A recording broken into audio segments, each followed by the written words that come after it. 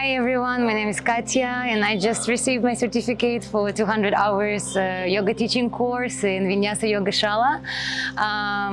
It was an incredible experience. I honestly still cannot believe that today is our last day and everything is coming to an end, but it was one of the most life-changing experiences in my life, which I was waiting for a long time, and honestly I could not wish for better school, for better ambience, for better teachers and gurus, and for better people that were along my journey this 3.5 weeks.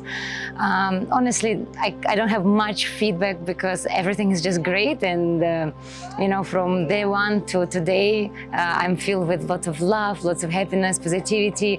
It's been, of course, quite a challenging experience, but that's exactly what I wanted. I wanted to challenge myself. I want to make some promises to myself and try to keep them throughout the whole course, and then obviously implement it in my life. I highly recommend Vinyasa Yogashala. Ashish and Tanuji, our basically mom and dad and the owners of the school, they literally became our family. I'm speechless, I'm breathless. I can't wait to apply all the amazing skills and knowledge and lots of new personality characteristics that I developed here in my real life.